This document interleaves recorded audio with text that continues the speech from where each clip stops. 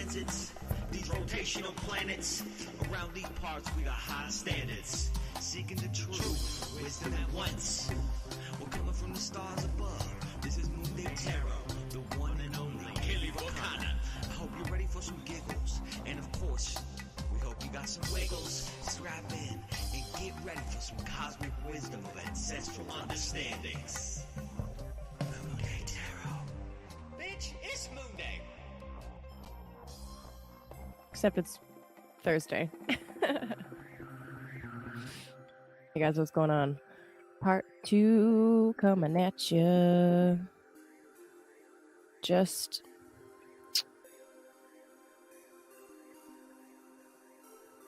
checking out my Odyssey stuff. It says on this end that it's streaming, but I don't see it streaming on Odyssey, so just give me a sec, guys.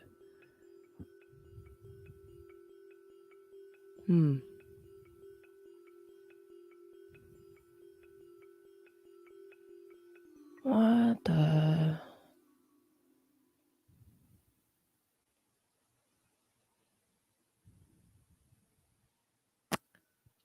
Oh, that's weird. Okay, we have some interesting technological glitches. Just give me 1 second. Okay. Here's another song for you while you wait.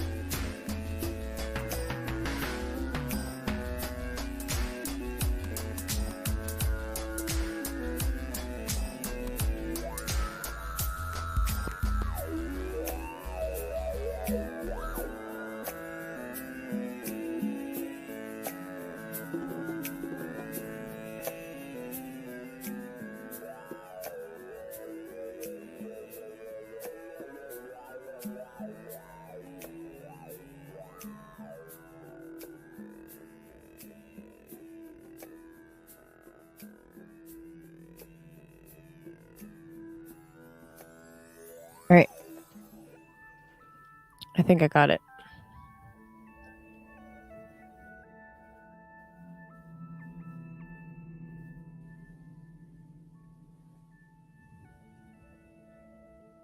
Okay, guys, what's happening?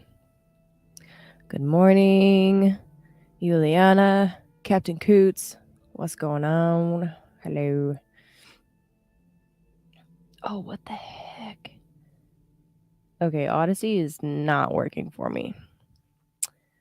Keeps trying to start an entirely different stream with a different title, so that's fine. Yeah, no doubt. Okay.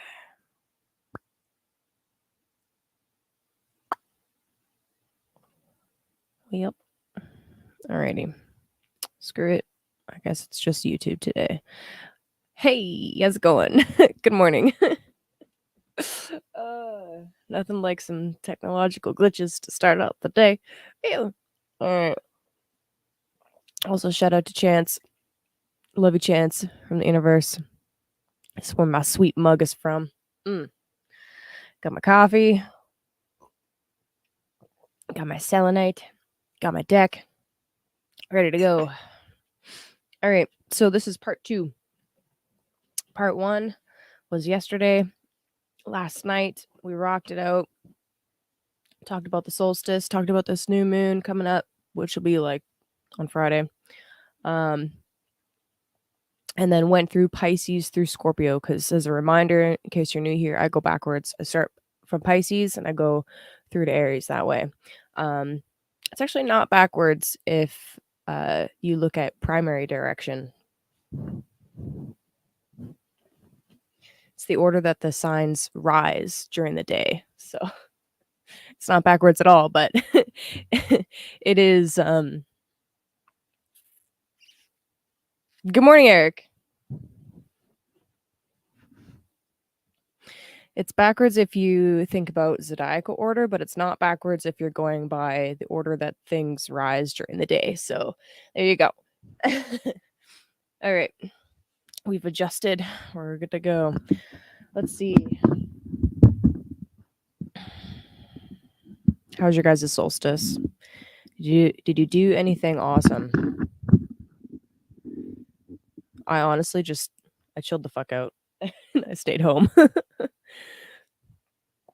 I know, a double dose. Can you guys handle all the cap? So much Capricorn. Okay.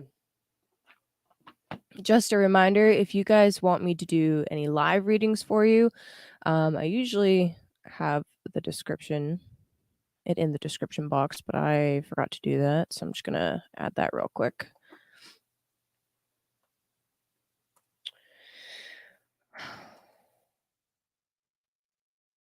Should have set this up last night, but I did not.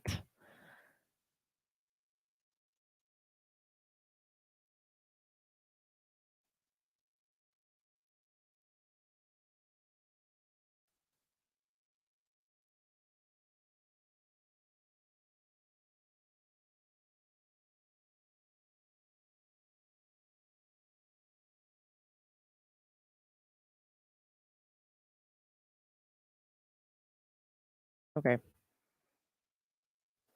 Description is updated.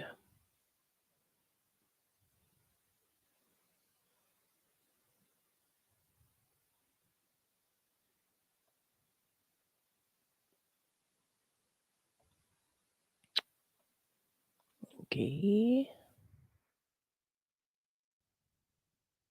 Just having I don't know what the fuck. Oh my god, I'm trying to just edit the description and it's not letting me. Oh my goodness gracious.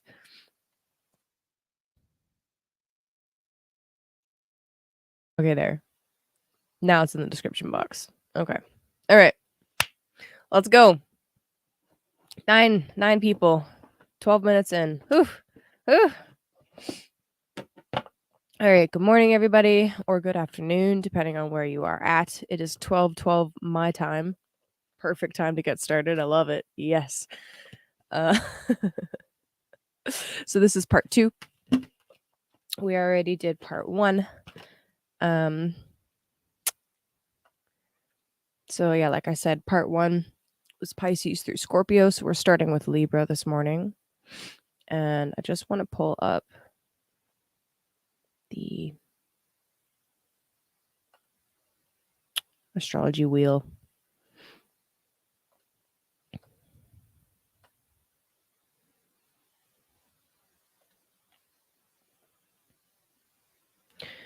Also, if you guys caught part 1 and you saw me do the live poll for our buddy Sean, there was a little bit of a demonstration there about I pulled up his astrology chart as well at the same time before I did cards. I can do that with you too. I just I think if I want to do a live astrology thing, I would want to do like $30 minimum. And you would need to send me your birthday and your birth time, and I would do it same thing, one question, just like how he did, like, hey, is it a good time for me to do this kind of specific kind of higher learning spiritual education type thing? And I'm down with that. That'll be that I think that'd be fun to include. So yeah, let me know actually if that's something that you guys would want to see. Let me know. You can leave a comment or message me directly or whatever. And I may consider doing like a special live where I do like just astrology readings, because that would be fun, I think. Okay. So we have got new moon on deck. Starting with Libra. There we go. Okay.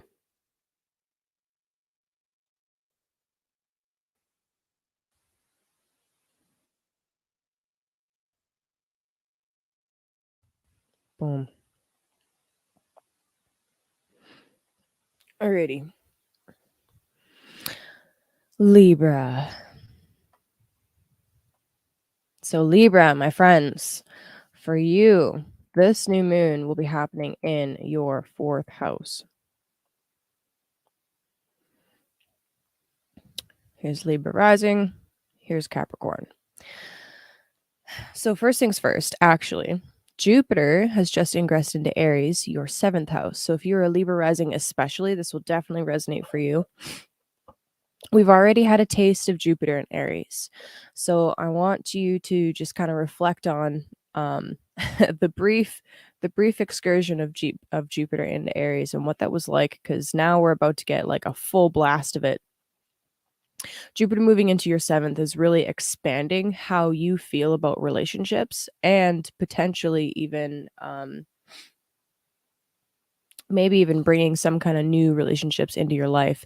Now, the 7th house is considered the marriage house, but it is all about meeting any kind of other that is outside of yourself. So if the 1st house is you, the 7th house is the opposite of you, which is just other people. So anytime you do like one-on-one work, so when I sit down for somebody for a session, I'm activating my 7th house when I'm in that role. When you are signing any kind of business contract, shaking hands with somebody, making any kind of agreement, that is a 7th house activity. Anytime you literally any contract, like credit card, phone, utilities, leases, that's 7th house stuff. It's contracts. Jupiter is a benefic planet, meaning that it usually brings positive effects. Now, Jupiter will expand everything.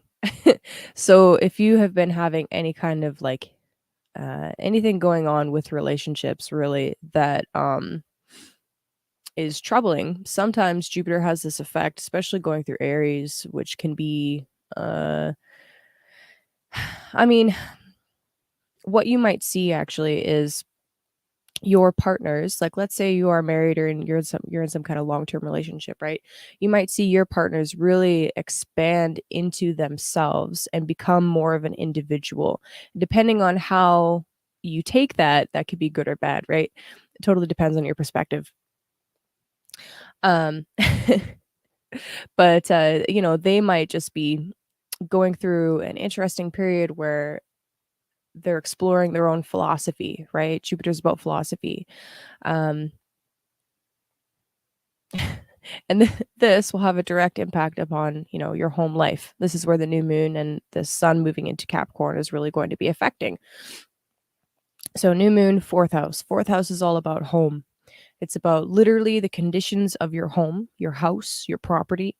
The fourth house also talks about things that we willingly bury. So, your family secrets, right? Your the things from the past that you don't want to talk about.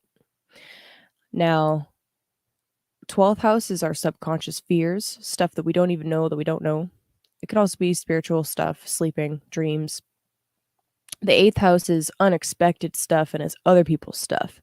The 4th house is our own stuff and stuff that we don't want to talk about and stuff that we willingly bury. Like literally buried things, buried treasure is like a hallmark of that symbolism.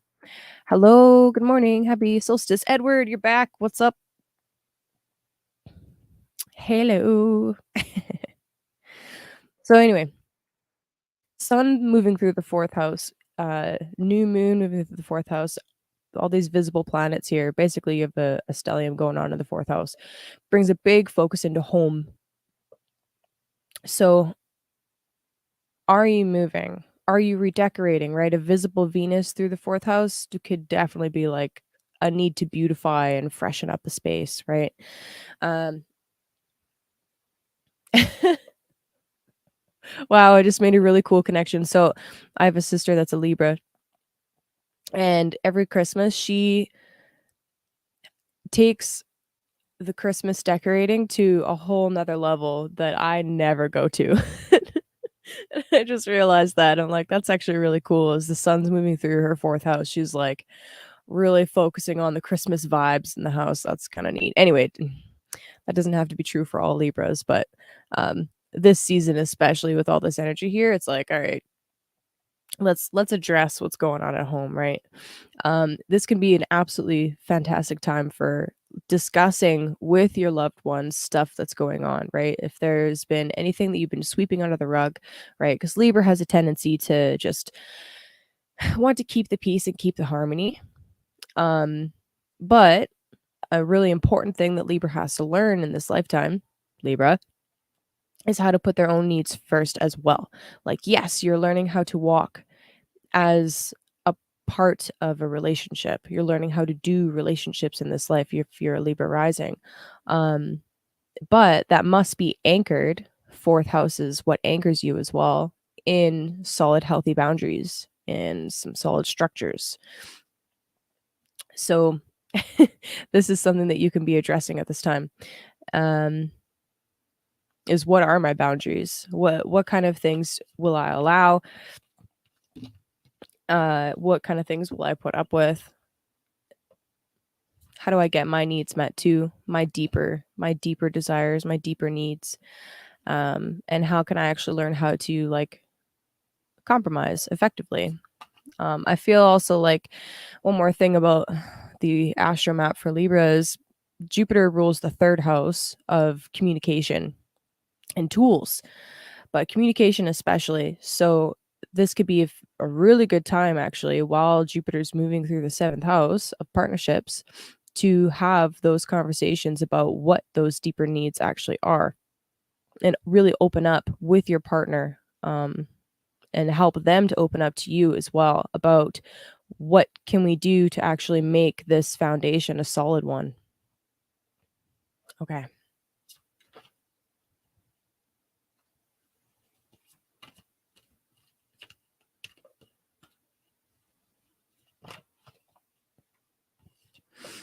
So for Libra,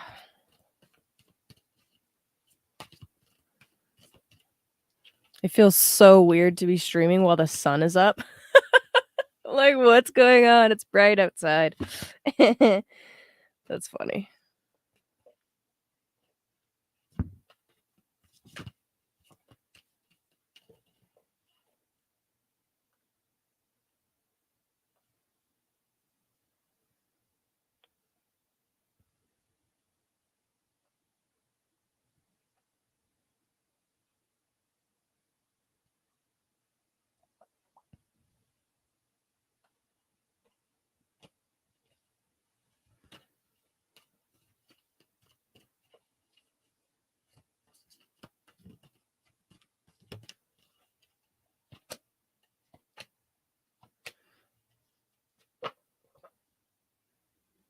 Okay, Libra.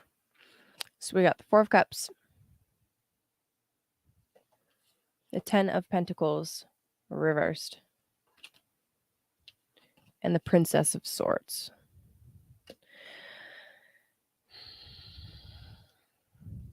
Okay.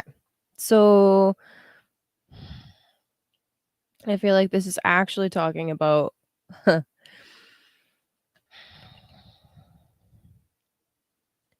here are the fourth house issues that you're refusing to discuss. All right. So there's this sense of like dissatisfaction, the sense of discontentment that I'm picking up with the Four of Cups and the Ten of Pentacles reversed, where it's like, okay, something is going on, right? With Pluto moving through your fourth house, okay? This is something that I don't touch on very often, but it's important because Pluto's not gonna stay in Capricorn forever. He's moving on. So there's this planned demolition occurring in your home, in your family life, in your private personal life, that anything that doesn't belong, anything that needs to be composted, anything that needs to die off, anything that needs to be uncovered will be uncovered whether you like it or not. The point the whole point of this season and this opportunity with the sun passing through this house for you and these powerful seeds that you're planting right now is, like I was saying, what kind of a foundation do you want to build? And what needs to be removed in order for you to build that foundation properly, right? Like, you don't just build on top of a rotting structure. You have to remove the rot first. So with the Four of Cups coming out, I really feel like, and this Princess of Swords, actually, there's some deeper emotional stuff that has to be discussed, that has to be talked about.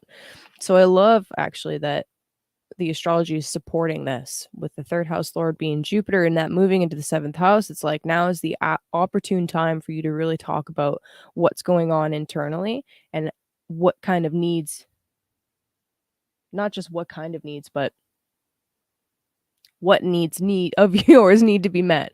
Okay. I said need a lot, but it's important. Okay. With the Ten of Pentacles reversed, it's really just showing me, it's doubling down on this idea that you can't just gloss over things and expect things to look nice on the surface and also be nice underneath. You really need to dig deep this season, this Capricorn season. Really, really dig deep. And be absolutely fierce and brave and straightforward in everything that you're saying and every discussion that you have with your loved ones, whether they be family members, like, extended family members, whether it be close family members, whether it's your partner, whether it's friends, whoever you need to have this discussion with, be absolutely ruthless. Okay. Embody that Queen of Swords energy so that you can really cut to the heart of the matter and get away from just this surface level small talk bullshit. Okay. Underneath the deck, I see the High Priestess. So your intuition has been telling you this entire time, that there's this like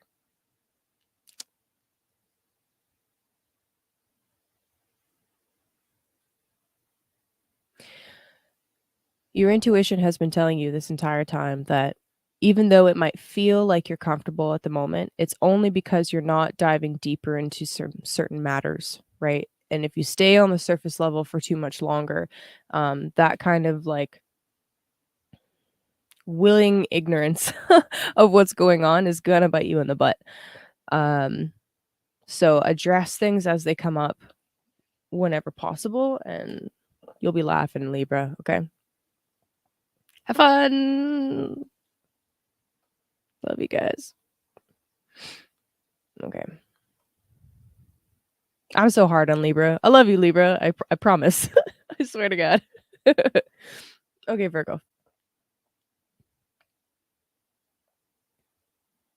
Now this is cool. So solstice and the new moon, all this crazy ass stellium. This is in your 5th house, Virgo. So 5th house has to do with our creative energies.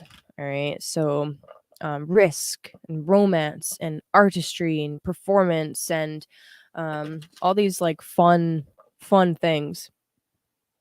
This is the house that Venus rejoices in. Venus loves the 5th house because it's about all of these things that is like right up Venus's alley, right? So these seeds that you're planting, Virgo, have to do with some kind of creative endeavor that you're working on. Now, whether that is like actual physical children or whether it's a metaphorical child that you're birthing at this time, Venus and Mercury are both visible. Yes, Mercury will be going retrograde in this sign not terribly long from now. I think on the 29th, I believe he stations. So you've got like another week to really like bask in this this forward momentum in the 5th house. Now, like I was saying in part 1, which I hope you guys tuned into, but if you didn't, I'll recap briefly here. This new moon happening in Capricorn, to me, this is about some kind of tradition, some kind of I mean, typical words associated with Capricorn are like structure and discipline and kind of rigid sounding words like that. But for the perfectionism that Virgo is known for, right? They love that discipline, that structure, that routine. And that's how they obtain such a perfect form whenever they do something, right? But anyway, the square that's happening, that's playing out with Jupiter in your 8th house, this is interesting. So Jupiter is a considered a benefic planet, which really just means that he generally brings positive results. Jupiter has the effect of expanding everything that he touches. Now he's going to whip through your 8th house really quickly. And the 8th house can bring things like, oh, there's a few themes associated with the 8th.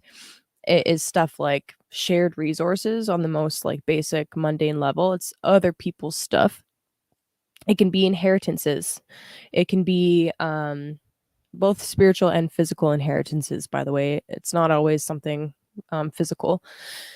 It's your in-laws, right? If you're married or in a long-term relationship, it's your partner's family and their stuff, right? It's your partner's finances. It can also be your shared values, right? So this axis here, the 2nd and 8th house axis, these are your own personal values, and these are the values that you share with your partner. Okay. It's also a house of unexpected and hidden things, right? There's stuff that happens that we don't see coming that is not pleasant to deal with. That's an 8th house matter usually. It's also the occult. All right. So like kind of astrology. Technically astrology is the 9th, but the occult, any kind of hidden things. And the word occult just means hidden, by the way. So Jupiter moving through the 8th house can bring a sense of really diving into occult philosophy, right? Like searching for hidden truths. It can also be a house of like diving really deeply into your own psychological matters. So Jupiter moving through here is absolutely fantastic for looking at some of your own shadow work, some of your own stuff, right? In a square to this 5th house stuff, I really feel like, I mean, the 5th house can be romance and the 8th house can be like really deep, intimate bonding. And I don't know, it's kind of interesting to think about the square that's happening there, right? A square implies friction. So sometimes, I would say actually all the time, my humble opinion, when you're engaged in some kind of romantic excursion, right? And 5th house is not like you're not getting married to this person. It's just, it's not necessarily casual, but it's not as deeply bonded as 8th house stuff. Okay. So with all this energy in the 5th house, whatever kind of like, let's say, for example, romance is going on. And this obviously doesn't have to be true for every Virgo, okay? But let's say there's all this romantic stuff going on, okay? When you start getting more deeply, intimately involved, right? Different trust things come up, different shadow things come up. And I'm there was a reading I did at the very end of part 1 actually that touched on this a little bit, right? As you are in relationship, guaranteed things come out, triggers happen. And that's the only time really that some of the deepest work can happen is when you are in relationship with somebody. So expect that. Expect that. But also, the 5th house can be a really fantastic way for you to exercise some of those demons, you know what I mean? Through artistic endeavors, right? By pouring yourself into something that you absolutely love doing, that you find extremely passionate, that brings a sense of meaning and purpose. So enjoy that side of it, Virgo.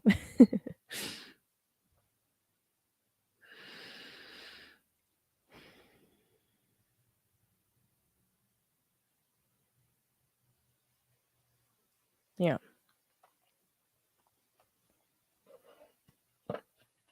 Let's see what you got for cards.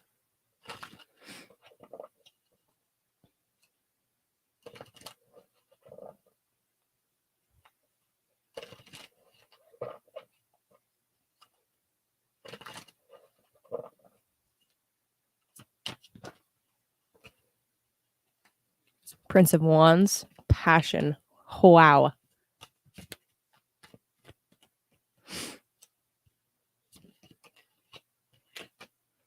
And the King of Cups.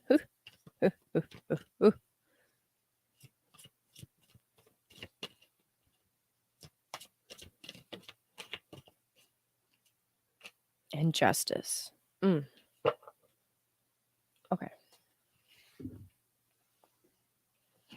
So you got Prince of Wands, King of Cups, and Justice.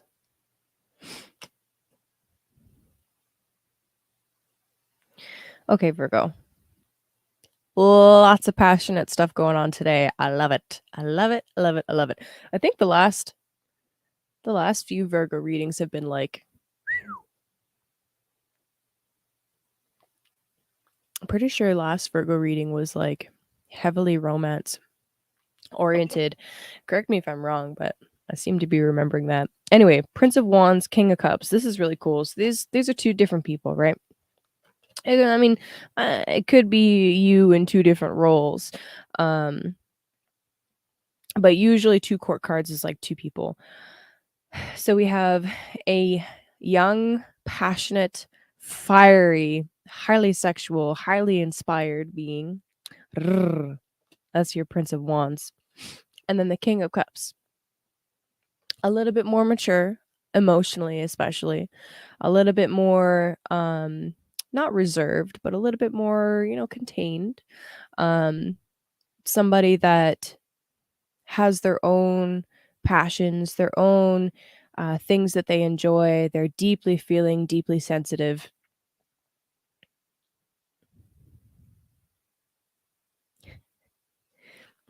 And then the card for Libra, Justice. So I feel like Justice is coming in here to remind you to seek balance in all things. I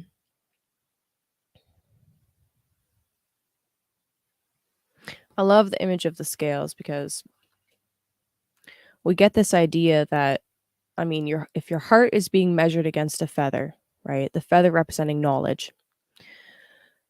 The concept, the idea is that we're meant to lighten our heart while at the same time making the feather heavier. So releasing guilt, releasing burdens that aren't ours, releasing shame, releasing whatever, and at the same time sharpening our mental skills, seeking knowledge, seeking wisdom. And we usually, thanks, Cheney. I just brushed it. So how do we gain wisdom, right? We gain wisdom through experience. So I love this for you, Virgo. I love this. I think that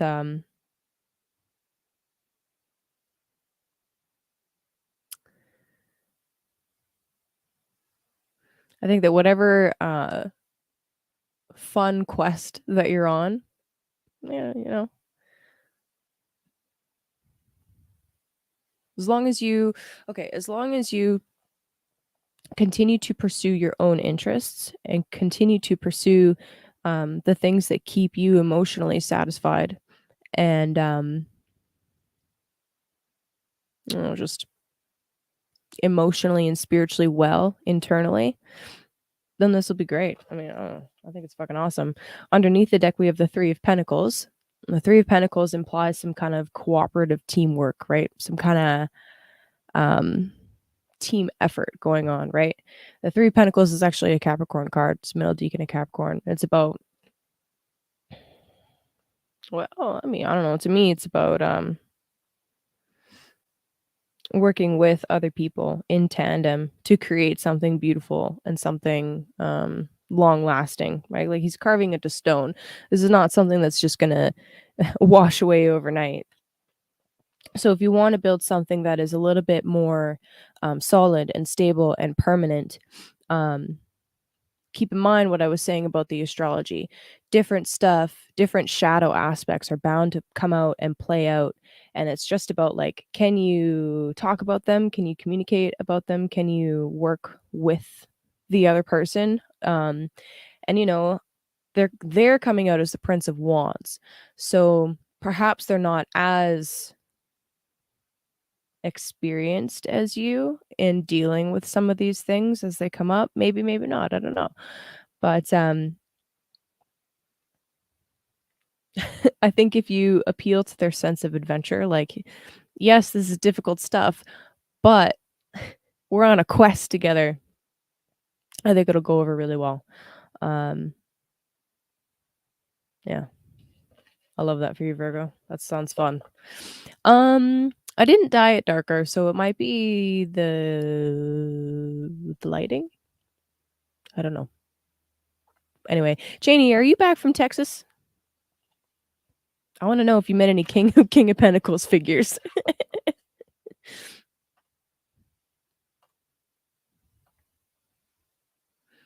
Leo. Doo-doo-doo-doo.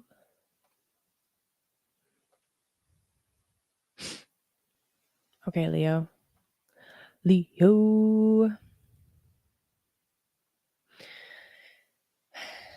Okay, so Leo.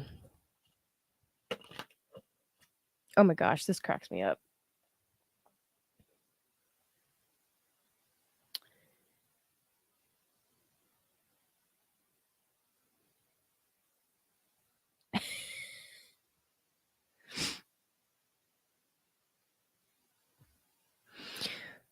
A bunch of you guys. Oh, Nashville, not Texas. Oh, is my Maria 777 a really earthy figure? Because I don't know anything about that person.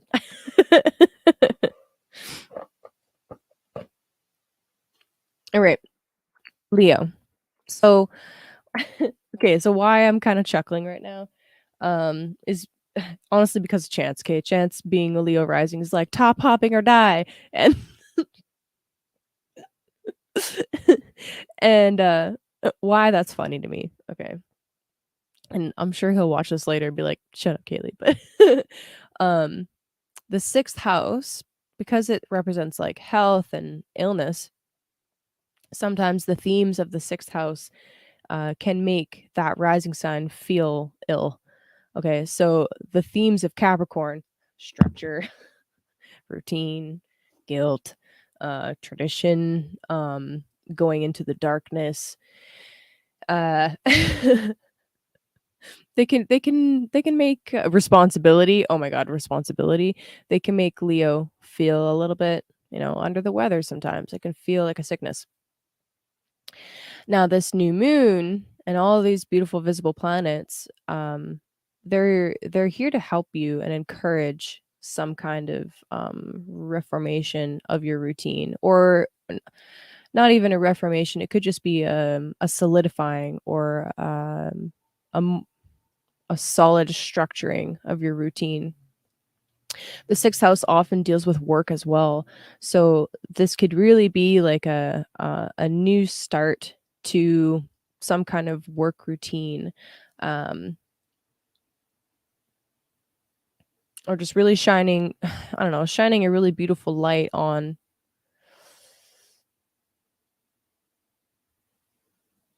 some of the things that you want to accomplish over the next year that have to do specifically with getting down into the trenches and doing the hard work. Like when we're talking about career stuff, 10th house is the efforts that people see in the public, right? The public eye is the most visible part of your chart is up here. It's Taurus for you, Leo, right? Where you've had a ton of beautiful energy, right? We had eclipses on this axis. We have Uranus, the Uranus Sun Rahu adventure in May. um there've been I've seen a few Leos actually take some really wonderful leaps as far as their career goes. But this house is supported by the sixth house. It's supported by the employees that you have. If you run your own business, sixth house represents your employees. It's supported by the everyday routine, small stuff behind the scenes work too. And we can't forget that. That's an important part of this. Um, like the second house, your resources. I'll just go over this three house thing real quick. The second house, your resources and your values feed into the sixth house. Like it's like the sixth house is the child of this. So your values directly influence your health. Your resources directly influence your employees. Um, and your resources, the things that you eat and consume and use to, support your own body directly influence your health as well. And both of these things feed into the 10th, your career, your public image, right? So it's definitely it's an interesting triangle, the second, sixth, 10th house. But anyway, Jupiter's just moved into your ninth house.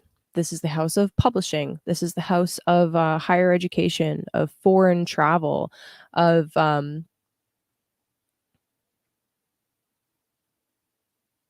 religious studies, divination.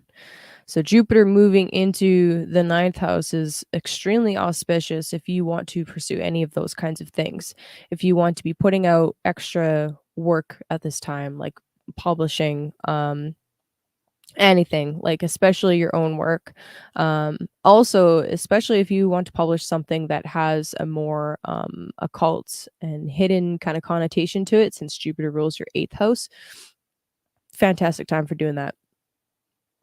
Now there is this square here though between the ninth and the sixth house. So that's kind of interesting to think about there, right? This square aspect implies some kind of tension. Um and I mean, mm,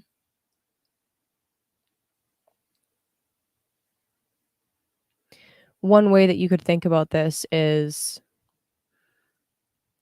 you're it's like needing to try and fit in all of these new maybe like a new education stream or um some kind of belief structure of yours kind of conflicting in some way with your current routine or your current lifestyle, and needing to like balance the two out or adjust your beliefs or adjust your routine to fit the other, right? um the other side of it. This could also actually, Jupiter moving through here could literally manifest as you meeting some kind of teacher. Jupiter is definitely like a teacher figure. Um, one of the girls in my astrology school called Jupiter Scholar Daddy, and I love that. It's hilarious. So you could quite literally meet a scholar daddy um, that helps you shape some higher belief or shape some kind of belief structure in general, or challenge some of your beliefs, especially Aries, right? Challenge some of your beliefs about yourself or about the world. And this in turn influences your daily routine, and your lifestyle and things like that. But anyway, Leo, if any Leos out there have been struggling with any kind of health related stuff, this is a super benefic energy to have a visible Venus and a visible Mercury helping you to like bring some things into alignment here. Yes. Yes. I love that. That's hilarious. You met a sugar daddy, a sugar mama. That's the best. Oh my god. That's so funny. That's good. Thank you. Thank you for that confirmation. I love you. I love you, Cheney. That's the best. Oh my god. Yes. Okay, Leo. Um for the Leos out there that are not struggling with health stuff, then in that case, then this is just a really beautiful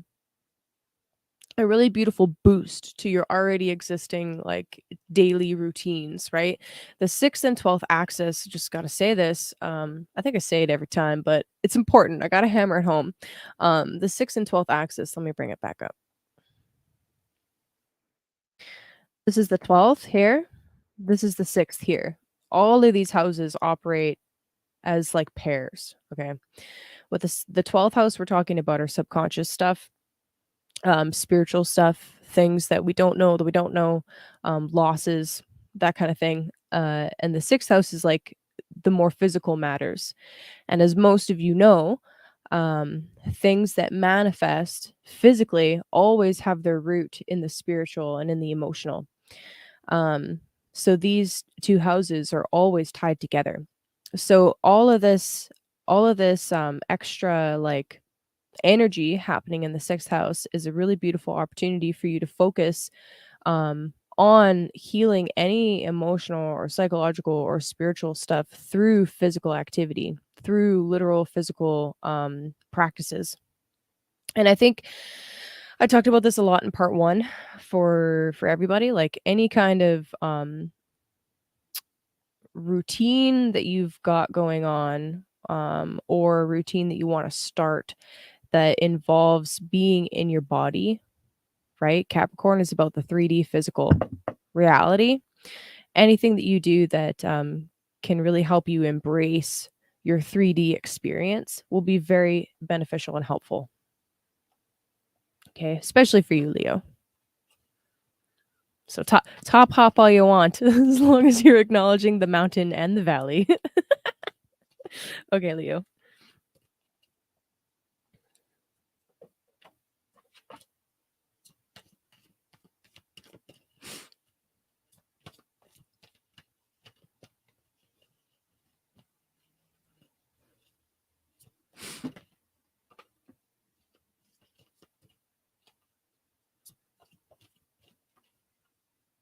Damn.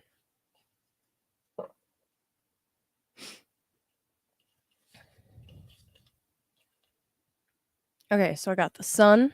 Da da da da. What up? What's up, Leo? Da da da da da da da da da. The 10 of Cups. Beautiful, beautiful, beautiful. And then death. Like, fuck. It's like, oh, this is beautiful, beautiful. Death. Classic. Oh. So, one other thing about the 6th house, sometimes hidden enemies come from the 6th house. I don't mention it all the time because I don't think it's. I don't want to make people paranoid. You know what I mean?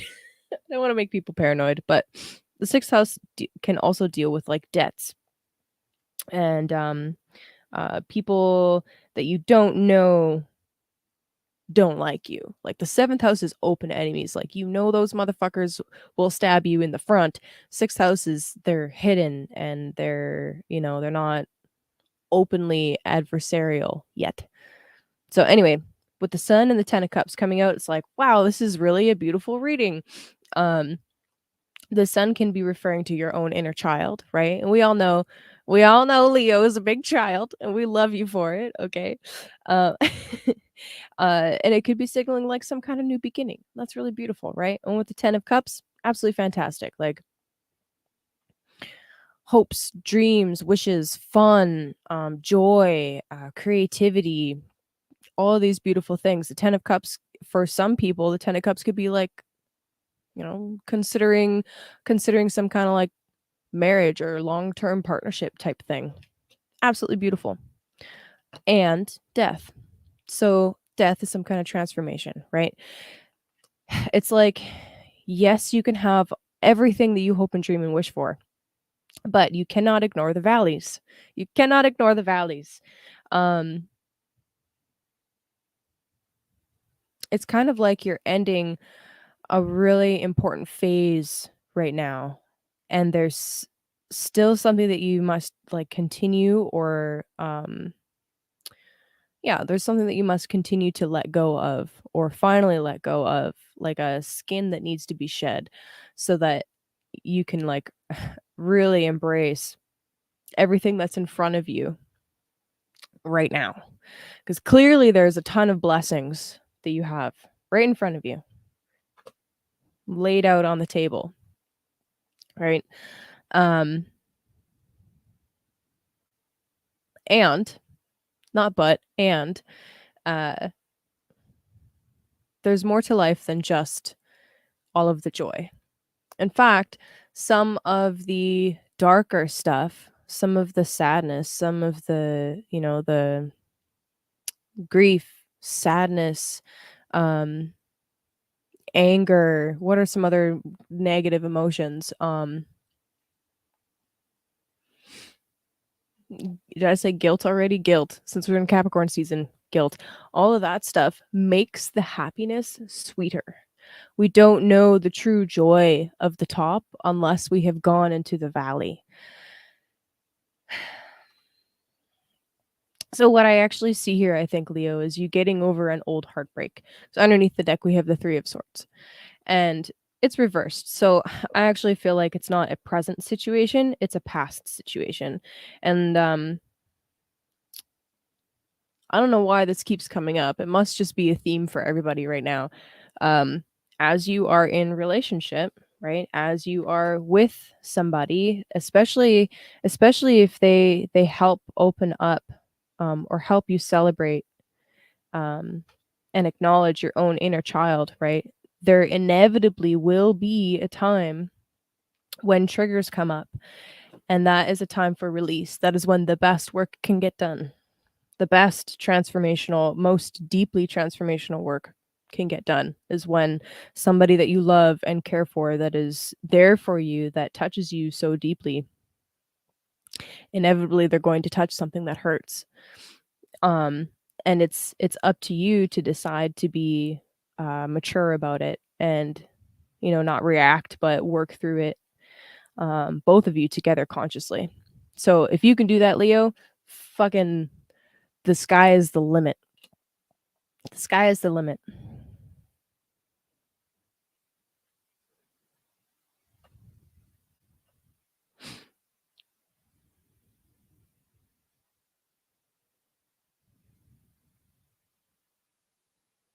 I love that. Cool. There you go, Leo. All right, Cancer.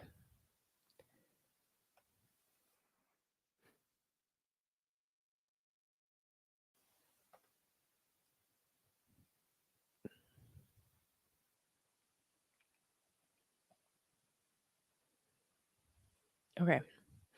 So for Cancer rising, all this energy is falling into your 7th house.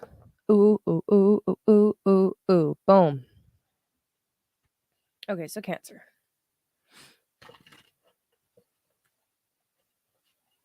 So Jupiter's just ingressed into your 10th house. This is a fantastic period from now until May to really not just think about, but expand your whatever your public operations are, right? So whether it's your career, um, which is like one of the more obvious meanings of the 10th house, or any kind of public obligations that you have, Jupiter moving through here will be a fantastic period for you to really expand and reach for the stars, so to speak. So I'm hilarious.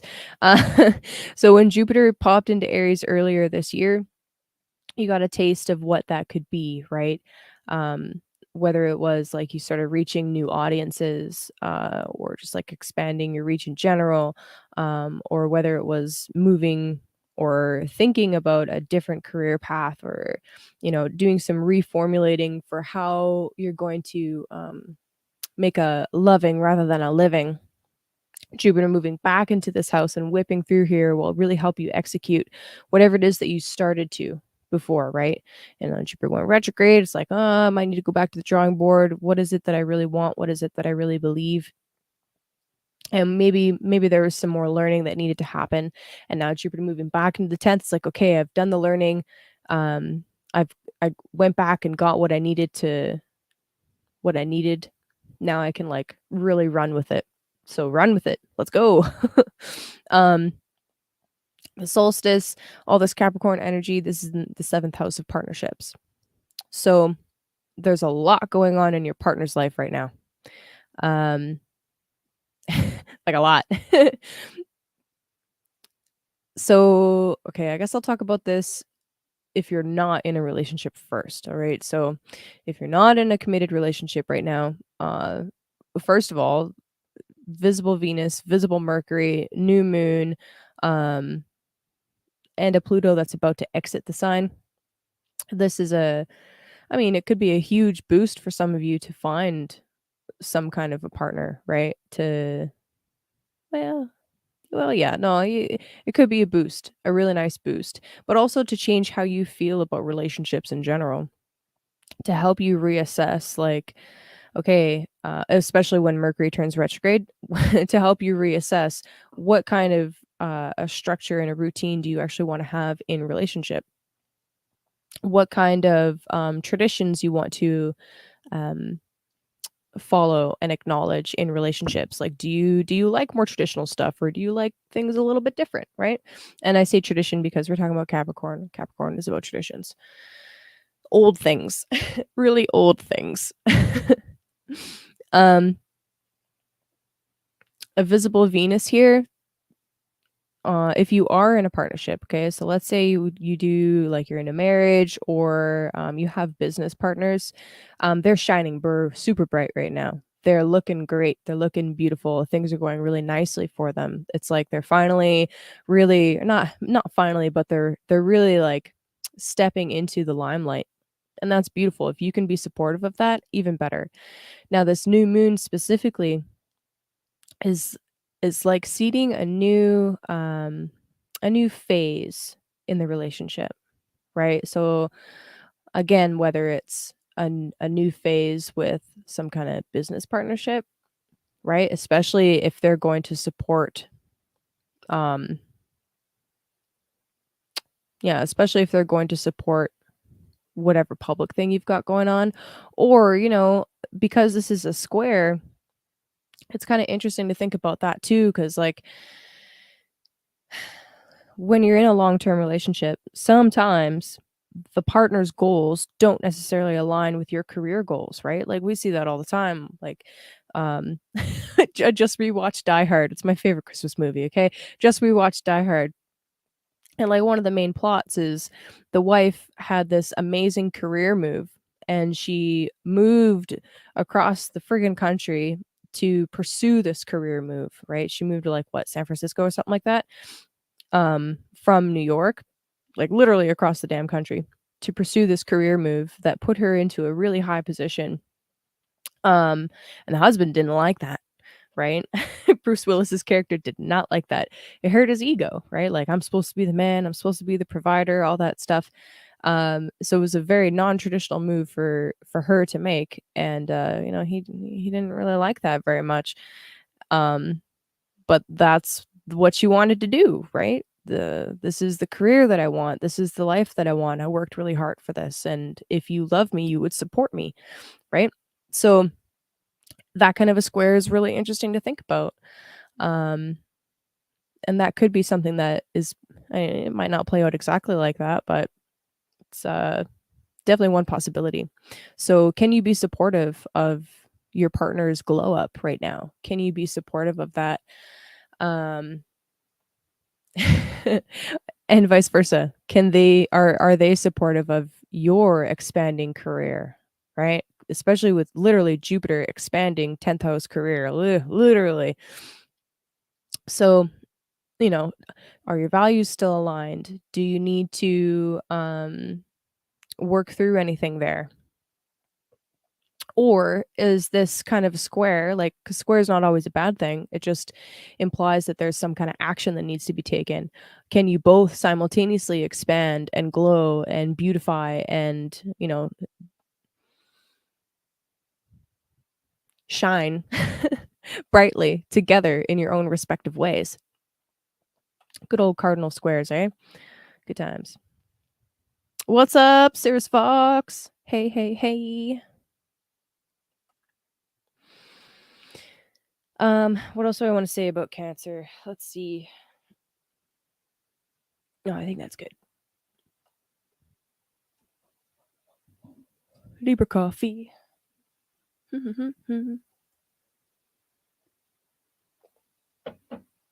Good afternoon, my brother.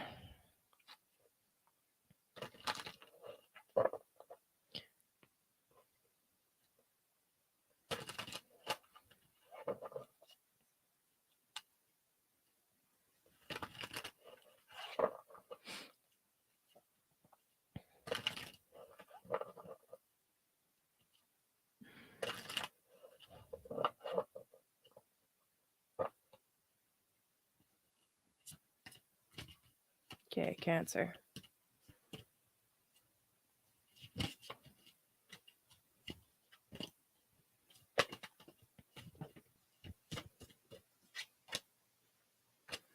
Dude, what is up with these cups? What the heck?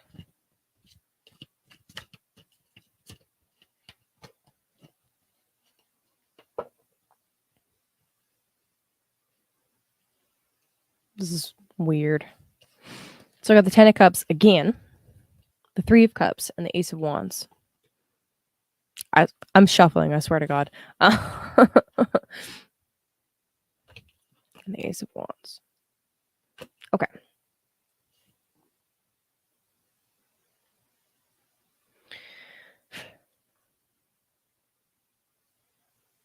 So Ten of Cups, Three of Cups.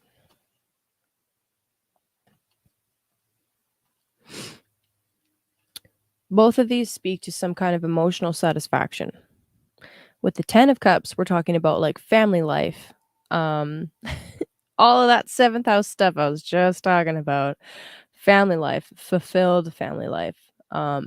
Feeling emotionally secure, emotionally supported. And then the Three of Cups is more about support with friends and celebrations with friends. It's less about family. It's more about your other community members that you are closest to. So I love this for this week, for the week of Christmas. It's like, be with your family, be with your friends, enjoy, enjoy this time of just making sure that you feel emotionally satisfied, right? Get some support if you need it. But also be cautious about escaping, right? That's the only thing about the Ten of Cups that I do want to mention. It's like, be sure to not just run away and escape into the deeper emotional waters by like going too heavy into drink or too heavy into other escapist tendencies. Make sure that you are staying grounded. Like, especially with all this Capricorn energy, it's really important to stay grounded. That is what the that is what the season is asking you to do, to get real about stuff, right? So pay attention to that. Don't run away. But at the same time, I love that the Ace of Wands is the last card coming out, because it's like, if you do what you are needing to do to hold on. Straight up, this could be talking about a marriage, all right? Especially with all that seventh house energy and with Jupiter in the 10th house. Jupiter moving into the 10th house just as a side note here, can be a change in how you are perceived by the public. So, like a change in title, a change in name, right? A change in um,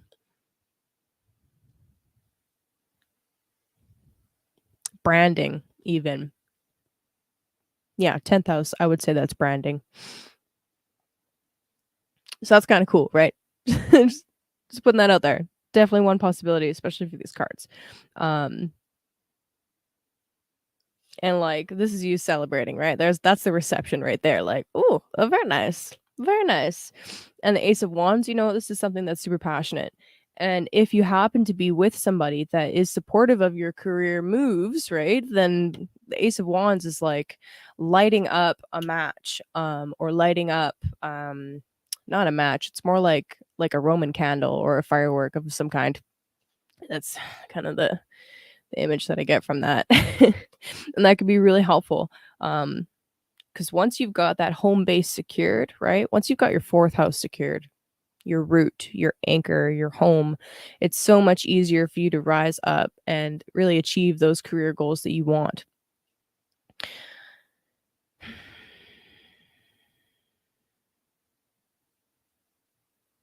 I love it. I love it. These are beautiful cards, Cancer. And that's all I gotta say, I think.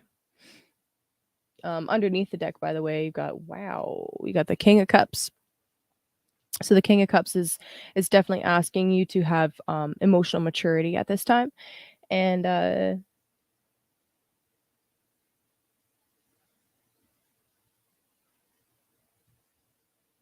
yeah, I don't know. I really get a sense of stability from him. I mean, he's the King of Cups and he's on this like rock solid foundation. And I feel like I feel like this is you, Cancer, trying to establish a really beautiful foundation for yourself in partnerships. And that's what Capricorn on the 7th is really all about. Whatever partnerships you enter into, whether it's a romantic kind of situation or whether it's a business thing. But I mean, we're talking about cups. We're not talking about coins right now. So, um, whatever partnerships you enter in must be solid. They must have a firm foundation. They must be clear. They must be responsible. It's a Capricorn word. They must be from a place of integrity, right? So that's fantastic. Keep doing what you're doing, Cancer. I love it. I'm really excited to see what kind of things come out for Cancer with Jupiter going through the 10th house. It's going to be exciting. So, heck yes. Heck yes.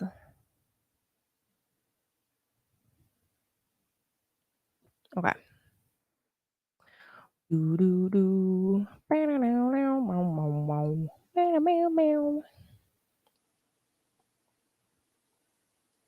Gemini.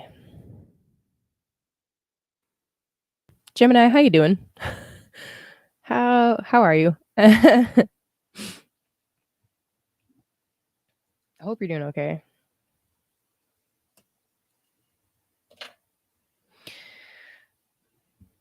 Ooh, just remember that, I didn't change my banner. Hold on.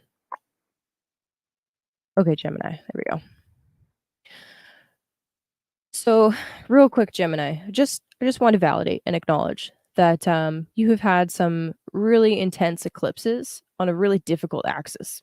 The 6/12 axis is a tough one. It's not Those are not easy eclipses to deal with. And then with Mars retrograde in your sign, that's a lot. That's a lot. That's a lot of changes. That's a lot of things being aggravated. Both like in your own personality and in your life, and just this could be causing you to rethink all kinds of things. And I've been noticing in my friend group a significant amount of like vehicle issues. So I don't know how many of you resonate with that, with Mars retrograde and Gemini, like an interesting amount of things going wrong with vehicles. I don't know if this is a theme for everybody or if it's just like my friend group. I don't know, but it's an interesting pattern that I've noticed. But anyway, Gemini, I just want to acknowledge like this has been an interesting and kind of difficult year. Now, this Jupiter moving into your 11th house. Let's talk about that first. So Jupiter in the 11th. First of all, this is a house that Jupiter rejoices in. What does that mean? It means that Jupiter is super powerful when he's in the 11th house. He brings a lot of blessings. The 11th house is a fantastic house. It's a house of rewards. It's a house of you know, your wider social network, your longer term goals, wishes, hopes, dreams. That's the 11th house. And then Jupiter, a very benefic planet, moving into the 11th is super fantastic. Whether you're a daytime or a nighttime chart, it's helpful for both. So he's going to whip through here, right? May, he'll be into Taurus. So for these next 6 months, really enjoy this time, right? This can help you expand your social network, your support network, even. If you've been putting in a lot of effort at work, this can really bring some serious rewards, right? Like, especially if you felt like you've been putting in more effort than what you've seen come out of it. Now you'll see the outcome of that, right? Jupiter's moving forward out of the 10th into the 11th. Just watch, you'll see. Whoop. Sorry, kicking my mic. So this is fantastic. I love it. Now Jupiter is squaring this new moon, or rather the new moon is squaring Jupiter, other way around, from the 8th house. So you have a ton of energy going on in the 8th house right now. So 8th house does bring some interesting themes. So we're talking about the occult. We're talking about hidden things, hidden matters, shared resources, other people's money, inheritances, taxes, death and taxes. That's the 8th house. So with this stellium going on in the 8th house here, and stellium, by the way, is 3 or more planets. So we got 1, 2, 3, 4, 5. Five count 'em planets in the 8th house. That's a lot. Yeah, that could be some interesting and difficult energy coming to light. You could be taking a really kind of intense look and restructuring some shared financial stuff, or just dealing with other people's bullcrap, other people's drama, or literally just other people's resources. With Venus visible here, though, Venus and Mercury visible, I think this is Venus is definitely softening this energy quite a bit, right? She's bringing something helpful here. And it's kind of like, how would I describe that?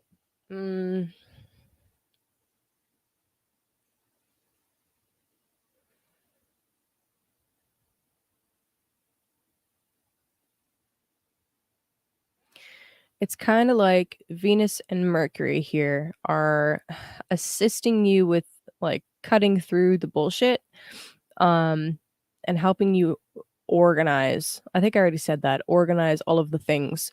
But this is an interesting square, okay? So we've got a house that deals with shared finances and shared resources, and then a house that deals with your own personal gains and your own personal rewards that you get from efforts that you have put in, okay? And also your friend groups, plural.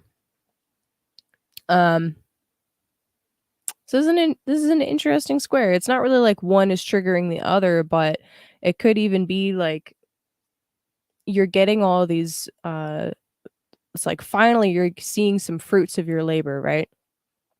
And also you have 8th house stuff coming up that you need to deal with. So like I said, that can be like taxes or extra things that you have to pay back, or extra hoops that you have to jump through in order to receive the rewards that are actually due to you, right? But again, Venus and Mercury both visible here is helpful. They're both helpful energies. Now, when Mercury turns retrograde on the 29th, I believe, you might need to go back over some of these details to like really make sure, like, hey, did I actually do my end of year stuff correctly? Like literally this is you organizing your taxes, okay? Like, or if you don't pay taxes, just, organizing your books for your accountant, or if you're the accountant, actually, if you're an accountant, this is you doing everybody else's shit. But anyway, Mercury, when he turns retrograde, will be really just going back over all of the details to make sure that you didn't mess anything up so you don't get bit in the butt later. So that'll be important to just really be as detail oriented as you can be. Um, yeah. This could also be um, discovering some hidden things. Uh, discovering some things that maybe you kind of wished had stayed hidden, but and specifically about maybe your like wider social network, because there's that square there. So that could be an interesting thing to play out. Um, Other themes that I think of with the 11th and the 8th house is if this is your friend group, the 8th house represents like trust and intimacy. So you're learning how to trust others and how to be intimate with others. And that can bring up really painful stuff. And this continues to be a theme for almost everybody, but anytime you're in a relationship, right? This is 8th house stuff. Anytime you're in a relationship, um the the shadows come out, right? The skeletons come out of the closet and you get to talk about them. You get to um mm, you have to talk about them, right? And Mercury being your ruling planet, okay, Gemini, Mercury is your ruling planet. It literally represents you in the chart. When he goes retrograde, it'll be like, um, I thought I dealt with this already. I thought I already dealt with this. Why am I looking at it again? Well, sometimes things come back around for us to look at a second, a third, an eighth, a 20th time, because there's still more stuff to deal with. You know? Yeah. Oh, really? Things with vehicles for you too, sirs? Yeah. Interesting. That's wild. So, anyway, just a heads up. Heads up, Gemini. Heads up, 7 Up. Y'all ever play that?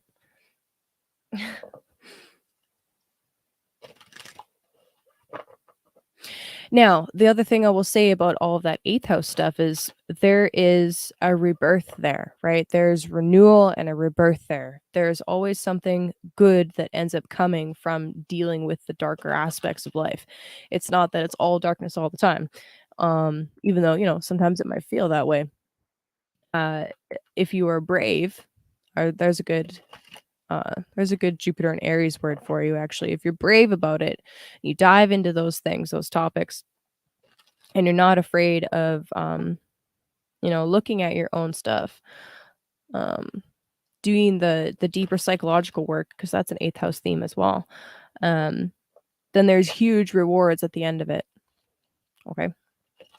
Anyway, Gemini.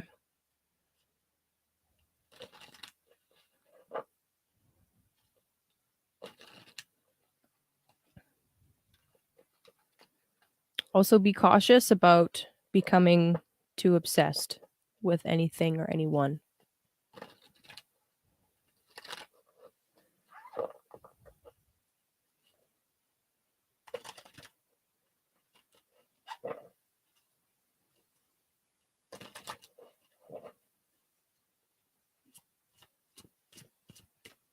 Gemini.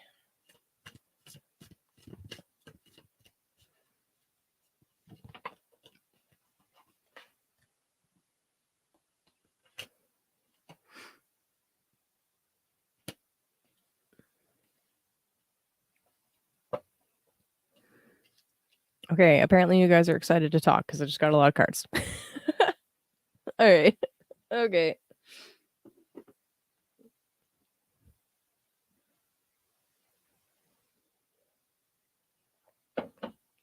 So we got the Queen of Swords reversed, the Seven of Wands, Death, and the Seven of Cups reversed. Okay. So there's the hint about obsession that I just had. Okay. Interesting. Queen of Swords, Seven of Wands, Death.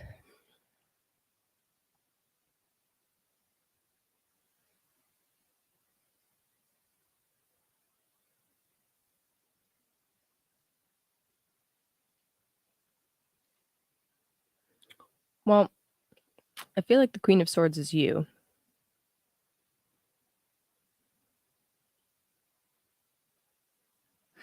And it kind of feels like you're trying to fight off something that feels like will be the end of you, or defend yourself against something that feels like it will be the end of you.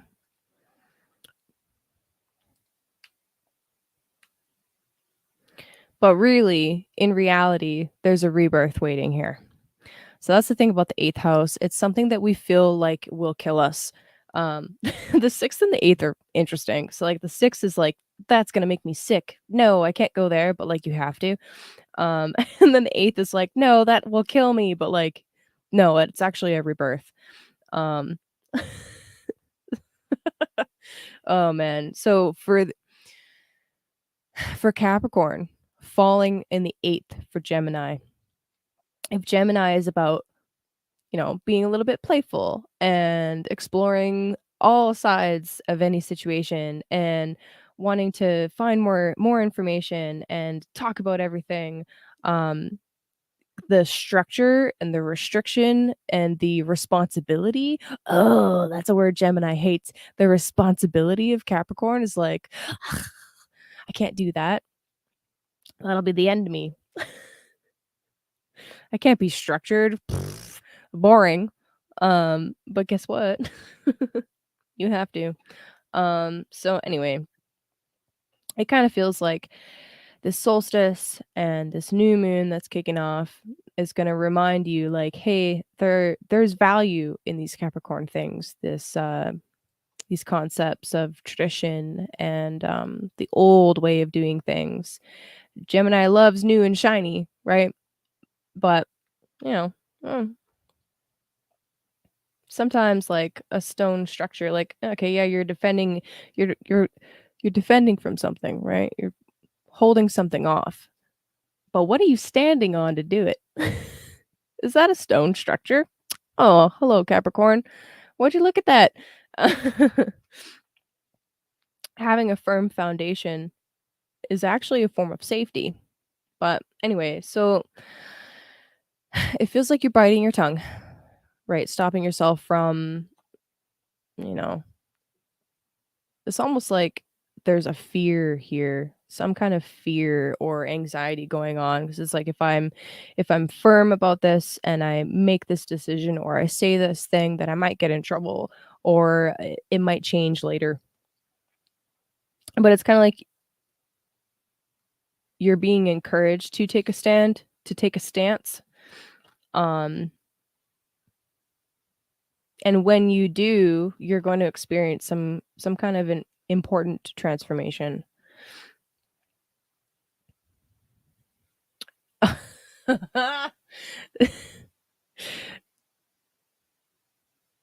It's like there's going to be something this season where you need to choose one side or the other. You can't sit on the fence. And I know that's going to be hard for you, Gemini. It's going to be hard, but I believe that you can do it. Um, in fact, you're being encouraged to do it. You're being encouraged to make a solid decision and not stay, or yeah, and not stay in this energy of being wishy-washy. This is vital importance. Okay. And then the Seven of Cups reversed. That's really interesting, because it's like, as soon as you take a stance and you allow yourself to go through this death and rebirth, then some kind of illusion falls away. Something that has been clouding your vision and stopping you from seeing clearly, um, will melt, will shatter. And that will be really important. It'll be like a major release of energy for you. So you got this, Gemini. You got this. Also, underneath the deck, we have the Eight of Swords. There we go. Eight of Swords underneath the deck. So once again, this energy of like your hands being tied, but it's not even.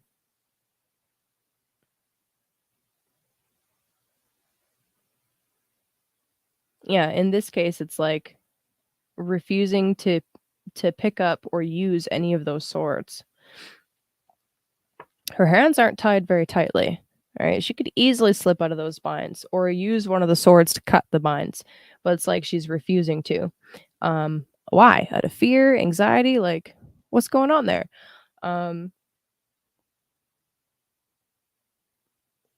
and I really feel like the Mars retrograde going through your sign is teaching you about willpower.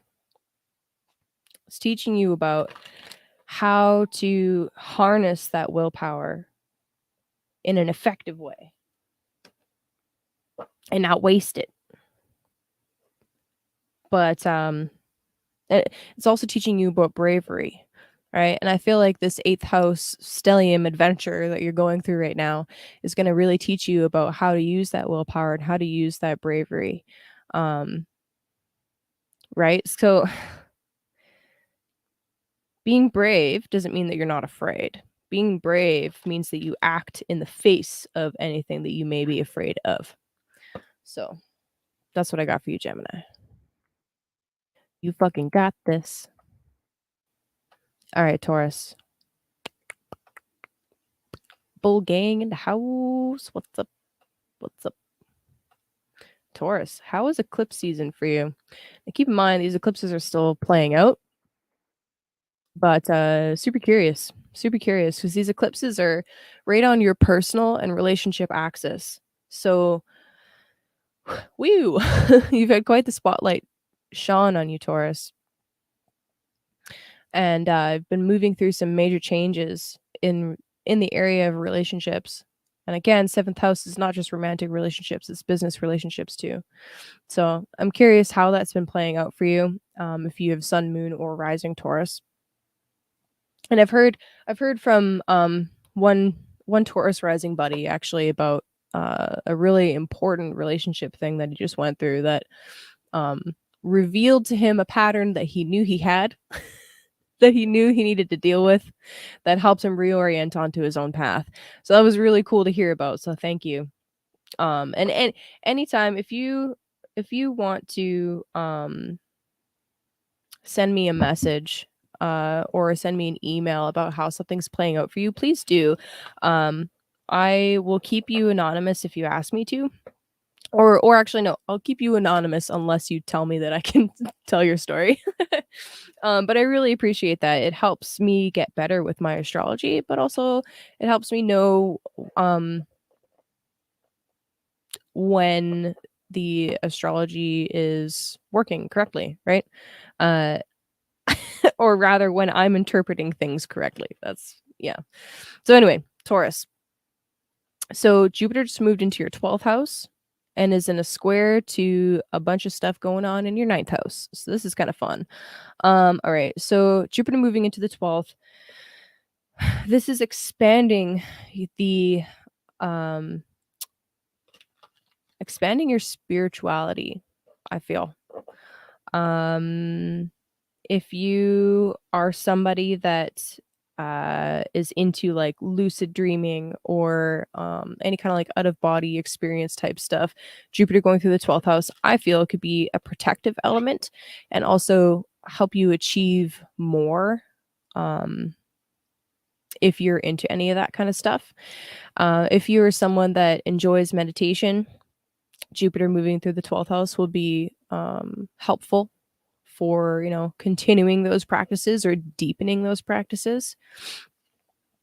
It's and and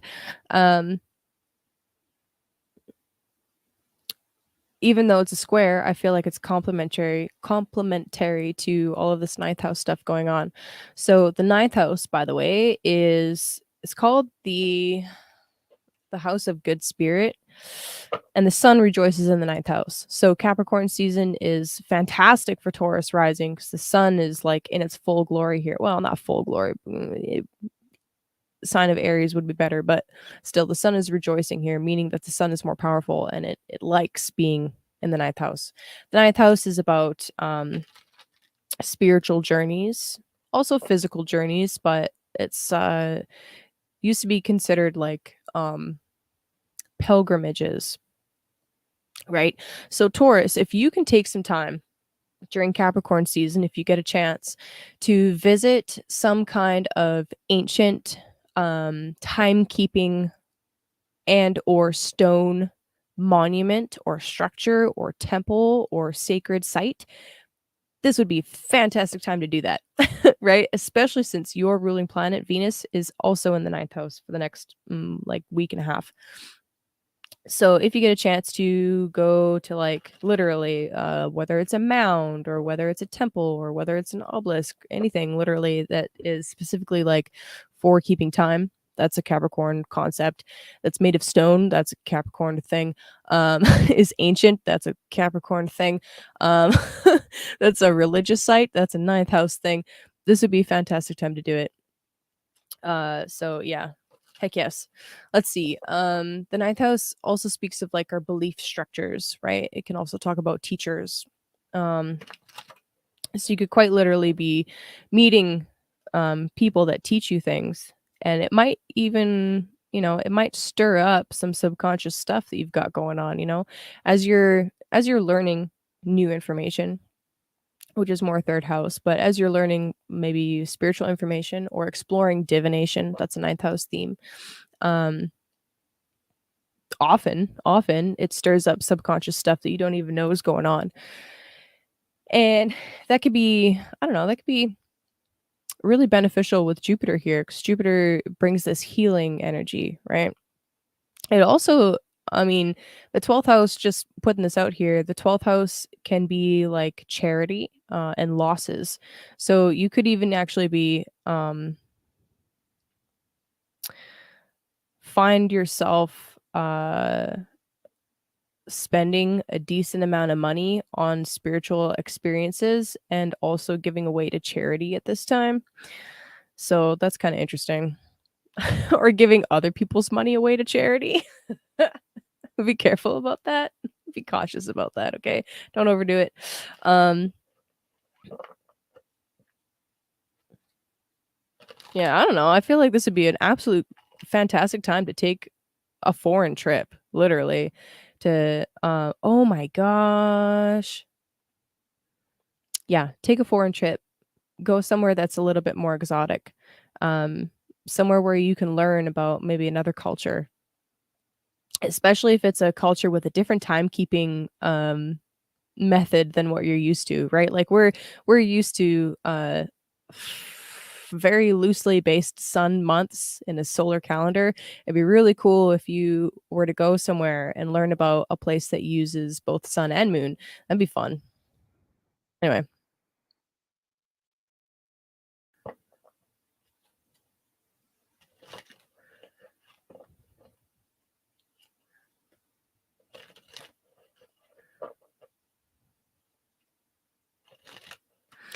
when Mercury goes retrograde later in this month, right before the end of the year here, um, you might find yourself questioning some of these new beliefs or even questioning some of the teachers that you've come across or just, going back over some old beliefs of yours and just, reassessing them. And there's absolutely nothing wrong with that.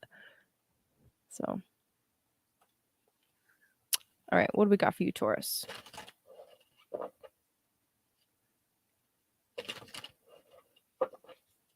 I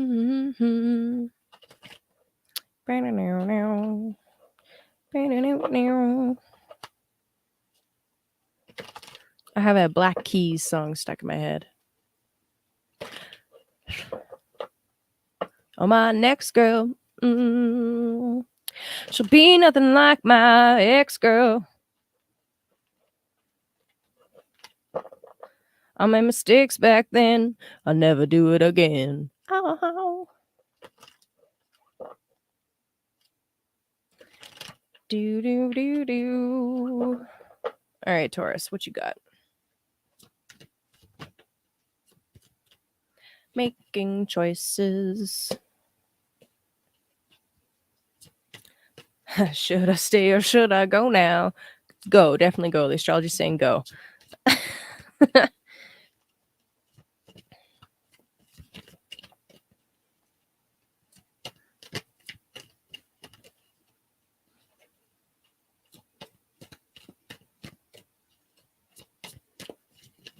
Come on, bull gang. What you got? One more. Woo, woo, woo. Okay, that was a lot. It's a lot, dude.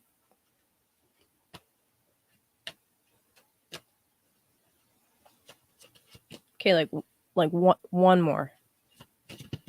Not like 6. Oh shit. Okay. Damn it. Death again. What the fuck? What's going on? Okay, Taurus.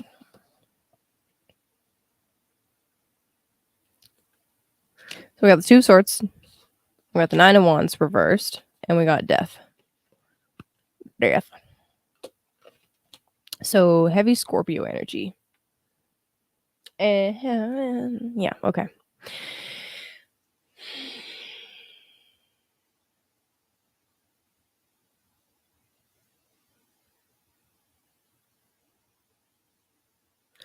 What in you is dying right now? I just had an astrologer ask me that. What in you is dying right now?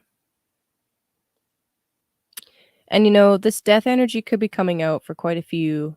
What's that? 2, 3 now? I forget.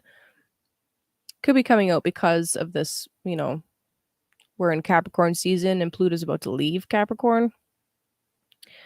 So it's like trying to finish up whatever he's been doing in Capricorn. And we're seeing this play out on the world stage, right? We're seeing all kinds of corruption being uncovered.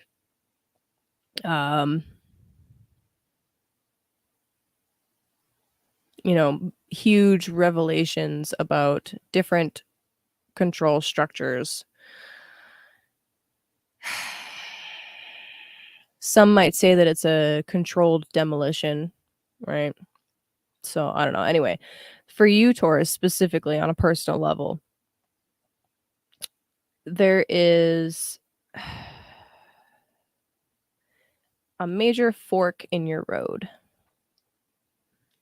a choice that must be made. And it's really important that you pay attention to what your needs are at this time. It's less important. I mean, you don't want to make decisions that hurt other people, but with the North Node and Rahu in your sign and the eclipses that have just rocked your first 7th axis, you're being asked by the universe right now, what are your goals? What do you want to accomplish? What does Taurus want? What does Taurus need? That's the direction that you need to go. Then you got the Nine of Wands in reverse. So it's kind of like, I don't know. It might feel like you have put a ton of work and effort into something, and it's like now you need to just lay it down and walk away. And there's nothing, honestly, there's nothing wrong with that, especially if the end result is you honoring yourself, which at the end of the day is the most loving thing that you can do for anybody is honor yourself. And then you got death. So some kind of big ending is coming and transformation. I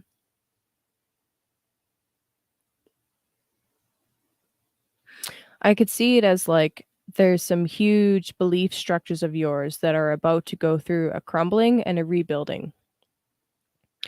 Right? The Nine of Wands is like the middle deacon of Sagittarius. So it speaks to me anyway, it speaks of beliefs. And then at the underneath the deck, this is one of the cards that came out earlier that I was like, that's too many fucking cards. You got the 10 of Swords. So again, confirmation of something major coming to an end. So that something new can come out of it. I think it's interesting to me that you got the Two of Swords come out, and then you only see one path of the Two of Swords because this came out, and then these two came out on the one side. So it's like we don't get to see what's on the other side of the path, on the other path, because it's like you've been down this one so many times, you already know the outcome. You already know what kind of shit comes with it. The other path is new and fresh and different. It's almost like there's more mystery down the other way. So you need to allow some things to come to an end to like lay down all of the responsibilities and the burdens that you've had from that particular path so that you can go and embark down this new direction. So that's really exciting. Okay. I think I'm excited for you, Taurus. It's like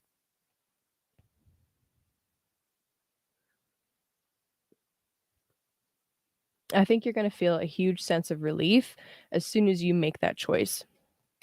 Um, and follow like what brings you joy, what keeps you excited, or what makes you excited.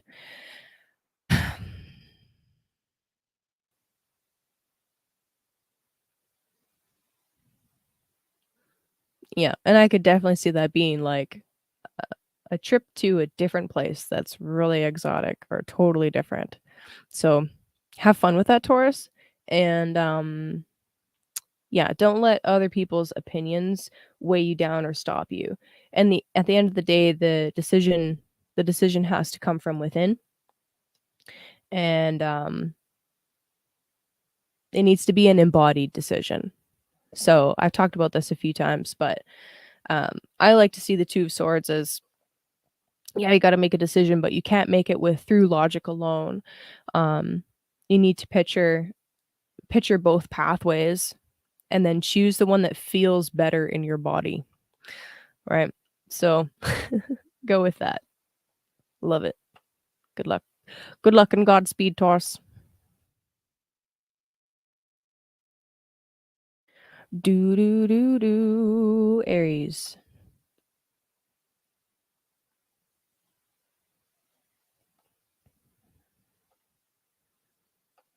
Kaboom. Aries. 10th house stellium. Holy fuck.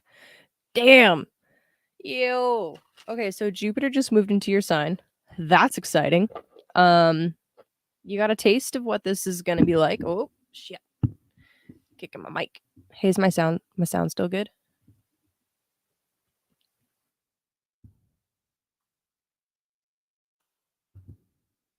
Got a taste of what that's gonna be like. You have Jupiter moving through your first house until May. Make the most of this. Um, not that I think that you won't, because Aries, you're Aries. How could you not? Okay, so Jupiter moving through your first house. This is fantastic. Um, the first house represents you physically, your body, literally, the path that you chose in life. So for Aries rising, especially, this is all about like, I am, right? I am. It's about individuality. It's about, I mean, the first house for anybody is the point of individuation and the themes that you're individuating around. For Aries, it's like bravery, hero mode, being the first, being a pioneer, um, being a groundbreaker, uh, a trendsetter, right? And Jupiter moving through here. So, word of caution, occasionally you will see a Jupiter transit through the first house make people put on weight because it expands everything. And we're talking about the physical body. So, just keep that in mind. Um, and counter it in whatever way you need to.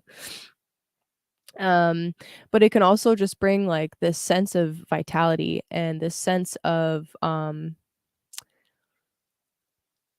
don't know, strength and healing and this love for philosophy being renewed and just really feeling like you have an ability to go after whatever goals that you want to set for yourself.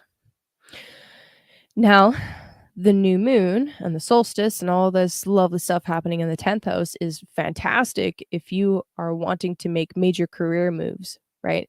That's the 10th house. It's public obligations. It's the most public house of your chart. It's responsibilities.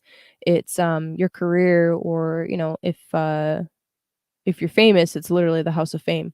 Um so this is fantastic. So the seeds that you're planting for this new moon have to do with what you want your career life to look like. And the square to Jupiter can help you achieve that if you choose to use this energy to funnel it into this 10th house, right? Now sometimes the square here between 10th and 1st is like sometimes, actually often for most people, their career and their obligations do not align with who they feel they are, right? Now the Aries map is interesting because your ruling planet is exalted in the 10th house here in Capricorn. So it's like, I don't know, this is an interesting map to me. because it's like even if it doesn't align, you still will thrive, working towards whatever career goals you've got. 'Cause Aries is an achiever for sure, 100%. So it's like no matter what they have to do, they're gonna do it anyway. So that's kind of cool. But anyway, uh, so yeah, that there is an inherent square there because there's usually a little bit of a conflict between this is what I am doing, right? To live and to support myself and to, take care of life, and this is who I am. And, for a lot of people, most people hate their fucking job. So so I hope that's not you, Aries. I hope that whatever seed this is that's being planted, that you can take this Jupiterian energy in your first house and really like make this something that you really love. Um yeah.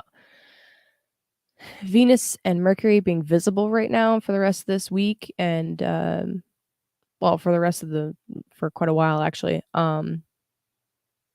Is fantastic. Like Venus going through the 10th house can be people really love to see your work right now. It's like you're able to put out even more beautiful work or able to channel the energy of Venus to beautify whatever you're putting out. Um, if you are wanting a raise or a new position at work, this is really helpful energy. To assist you in making those requests, especially while Mercury is still direct. He'll be turning retrograde, I believe, on the 29th, so you've got like a week and a half or so. um yeah, you've got a little bit of time. So put your request in, you know what I mean? Like, hey, boss, along with this Christmas bonus, I want a raise. And these are my merits, and this is what I bring to the company, and this is how integral I've been to the team, and this is why you should do it for me because I'm the best. And that's Aries. Yeah. But anyway, whatever efforts you put into your public image right now will pay off huge, big time. So, do it. Do it. Do it. I need this money. Yeah, fair enough. Randy, are you an Aries? Now, Capricorn, right? The nature of Capricorn is that it is, it's ruled by Saturn. So there's delays, there's obstacles, there's hard work involved. Wherever Saturn is in your chart natally, it speaks about where you're going to gain mastery because it's going to make you work for it. Now, Saturn being in the 11th right now, it's like you have to put in extra efforts to see the rewards of those efforts. But this is a really nice boost to all of that stuff, right?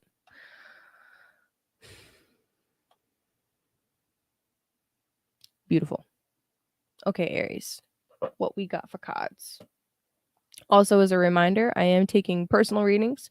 So if you want me to pull a personal card for you, make sure to follow the instructions in the description box.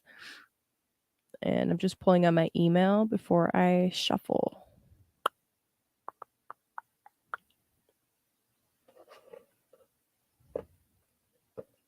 Perfect. Okay. Okay, cool. Nice. Aries sun or Aries rising? Just out of curiosity.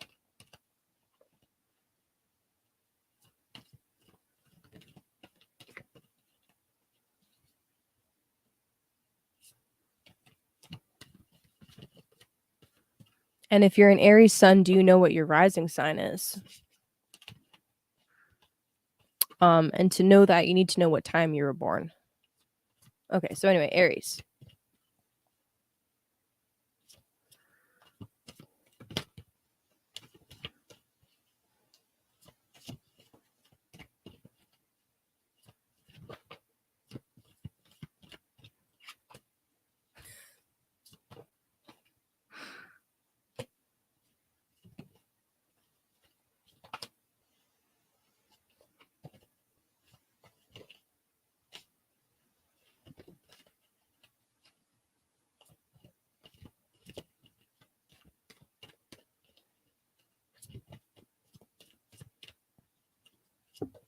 There it is.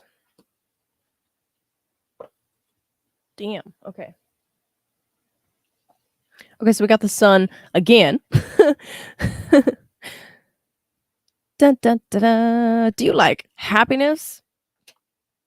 And the Six of Pentacles, right? And then the Prince of Pentacles reversed. Okay. Aries, you're not going to like this.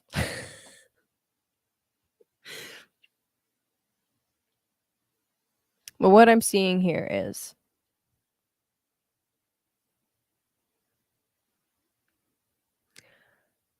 okay, so first of all, let's start with the good news. The good news is the sun coming out is beautiful, especially for you, Aries. The sun is exalted in your sign. So already that's beautiful if you're a sun in Aries.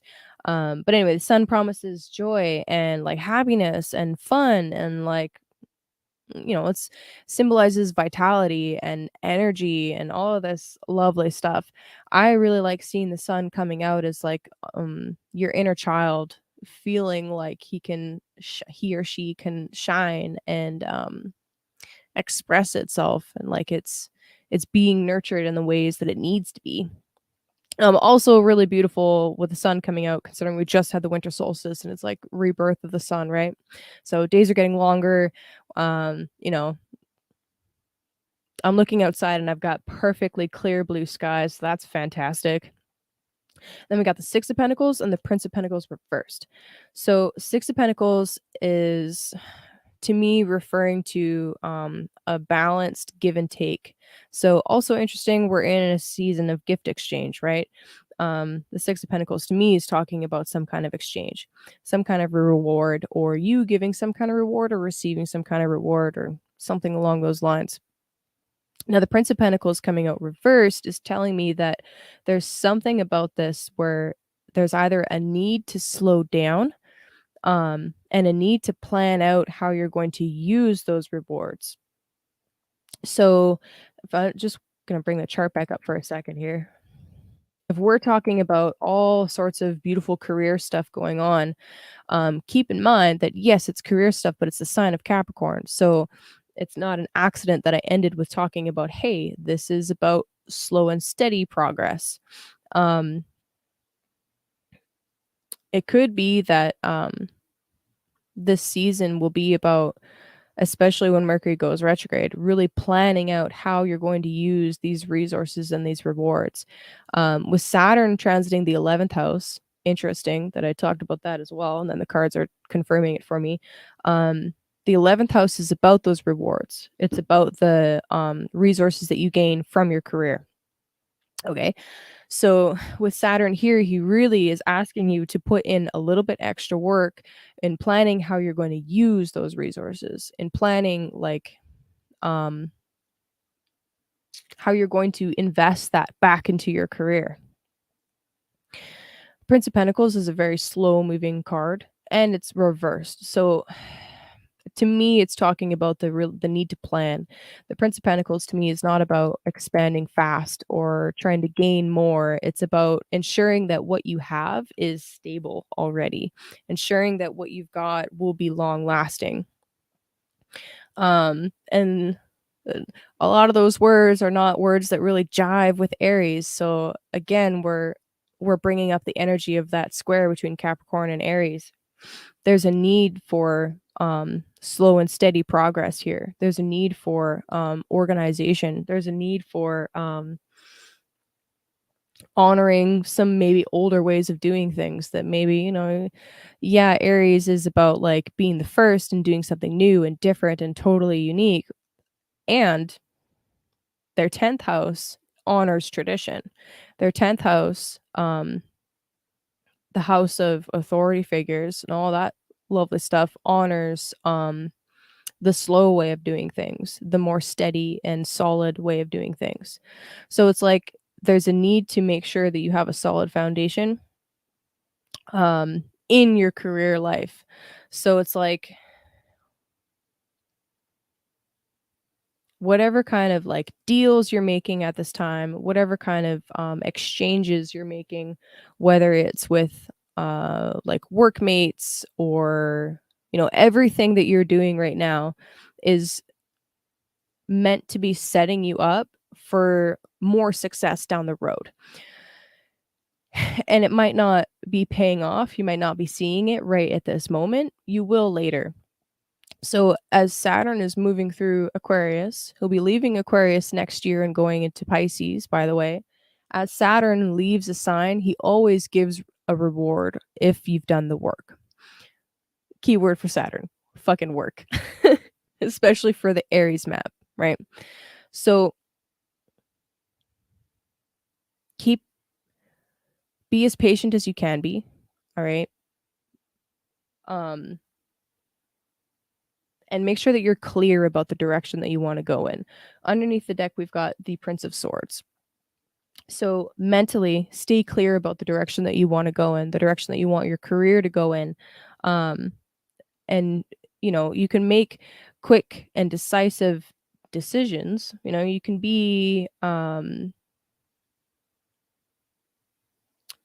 very clear with your communication and be very clear about the kinds of deals that you want to make, the kinds of exchanges that you want to be in.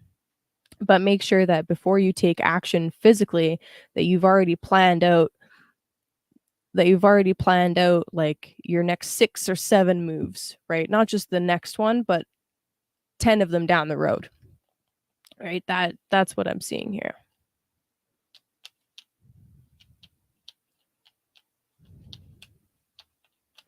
Yeah, I'd be really curious to know if your sun in Aries, like what your rising sign is. Because that changes your whole map, the time that you were born.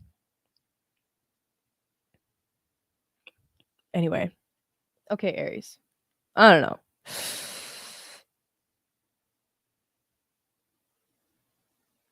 With Jupiter moving into your sign, it's like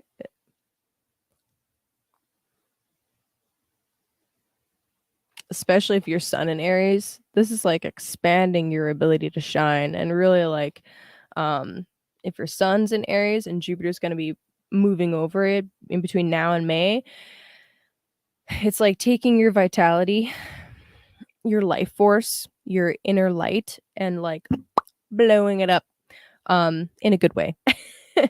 So anyway, look forward to that, all right? Cuz that'll be a really nice moment. And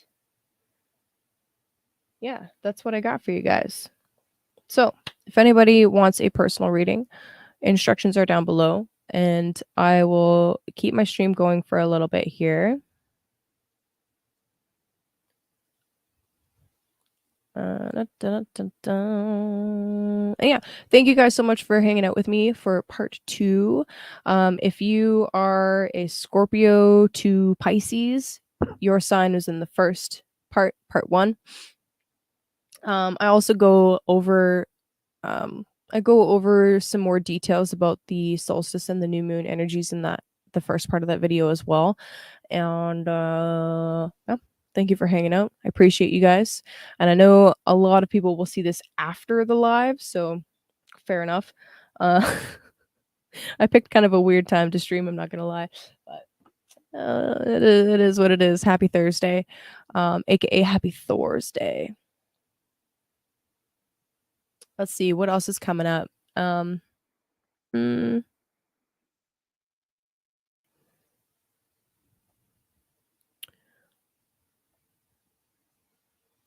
gonna double check when the Mercury retrograde starts.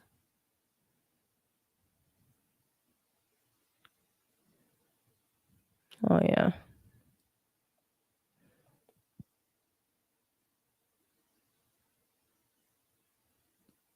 Oh yeah, it's the 29th. Yeah, I was right. Okay, good. Oh yeah, Mercury turns retrograde conjunct Venus. That'll be fun.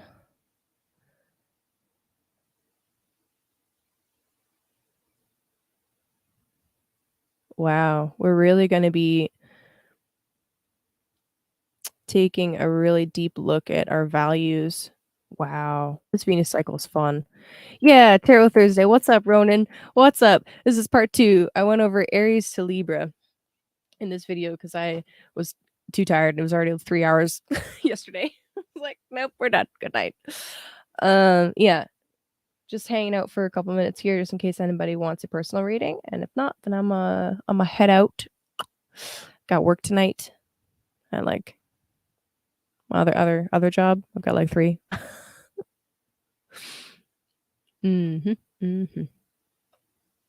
Okay. All right, my friends. Have a lovely night. And again, if you want me to do some like live one question astrology readings, leave a comment down below.